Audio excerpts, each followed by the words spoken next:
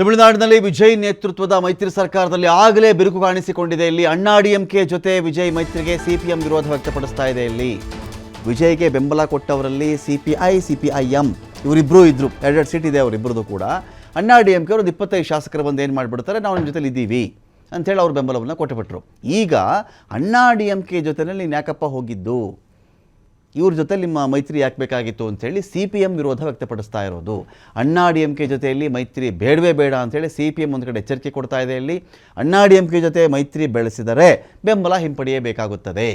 CM ವಿಜಯ್ಗೆ ಎಚ್ಚರಿಕೆ ಕೊಟ್ಟಿರೋದು ತಮಿಳುನಾಡಿನ ಸಿಪಿಎಂ ಪಕ್ಷ. ಇಲ್ಲಿ ಅಣ್ಣಾ ಡಿಎಂಕೆ ಪಕ್ಷಗಳನ್ನು ತಮಿಳುನಾಡಿನ ಜನ ತಿರಸ್ಕರಿಸಿದ್ದಾರೆ ಇಲ್ಲಿ. ಹಾಗಾಗಿ ಅಣ್ಣಾ ಡಿಎಂಕೆ ಜೊತೆ ಮೈತ್ರಿ ಬೇಡವೇ ಬೇಡ ಅಂಥೇಳಿ ಸಿಪಿಎಂ ಒಂದು ಕಡೆ ಹೇಳ್ತಾ ಇರೋದು. ಮೈತ್ರಿ ಬೆಳೆಸಿದ್ರೆ ನಮ್ಮ ಬೆಂಬಲದ ಬಗ್ಗೆ ನಾವು ಮತ್ತೆ ರೀಥಿಂಕ್ ಮಾಡಬೇಕಾಗತ್ತೆ, ಮರುಪರಿಶೀಲಿಸುತ್ತೇವೆ ನಾವು.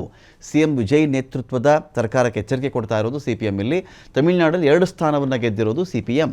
ಸೊ ಇಲ್ಲೇನಾಗ್ತಾ ಇದೆ, ಅಣ್ಣಾ ಡಿಎಂಕೆ ಜೊತೆ ಯಾಕೆ ಹೋದ್ರಿ ಅಂತ. ಇದು ಬಹುಮತ ಸಾಬೀತಿಗಿಂತ ಮುಂಚೆ ಸಿಪಿಎಂ ಈ ಕಥೆ ಮಾತಾಡಿದರೆ ಬೇರೆ ಕಥೆ. ಅದು ಬಹುಮತ ಸಾಬೀತಿಗೆ ಮುಂಚೆನೇ ಅವರು ತಾತ್ವಿಕ ವಿರೋಧ ವ್ಯಕ್ತಪಡಿಸಿದ್ರು ಅಂಥೇಳಿ. ಅದೇನೂ ಮಾಡದೆ ಈಗ ವಿಜಯಲ್ಲಿ ಬಹುಮತ ಸಾಬೀತುಪಡಿಸಿದ್ದಾಯಿತು. ಅಣ್ಣಾ ಡಿಎಂಕೆ ಒಂದು 25 ಶಾಸಕರನ್ನು ಸಪೋರ್ಟ್ ಮಾಡಿದ್ದಾಯಿತು.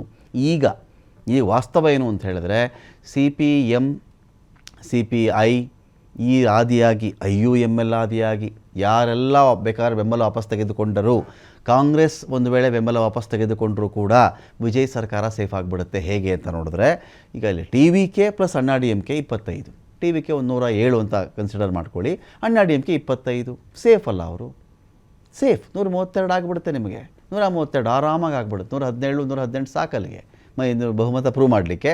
ಬಟ್ ಸಿಪಿಎಂ ತಾತ್ವಿಕ ವಿರೋಧ ವ್ಯಕ್ತಪಡಿಸ್ತಾ ಇದ್ದಾರಾ, ಅಥವಾ ತಮಗೆ ವೋಟು ಮಾಡಿರ್ತಕ್ಕಂಥ ಜನಗಳನ್ನು ಮೆಚ್ಚಿಸುವ ಸಲುವಾಗಿ ಈ ಮಾತನ್ನು ಹೇಳ್ತಾ ಇದ್ದಾರಾ? ಅವರು ನಾವು ಸಿದ್ಧಾಂತದಲ್ಲಿ ನಾವು ಬಹಳ ಗಟ್ಟಿ ಇದ್ದೀವಿ ಅಂತೇಳಿ ಅವರು ಜನಗಳ ಮುಂದೆ ಹೇಳ್ತಾ ಇದ್ದಾರಾ? ಈಗ ಅಣ್ಣಾ ಡಿಎಂಕೆ ವಿಚಾರದಲ್ಲಿ ಖ್ಯಾತಿ ಹಾಕಿ ತೆಗೆದಿದ್ದಾರೆ ಇವರು.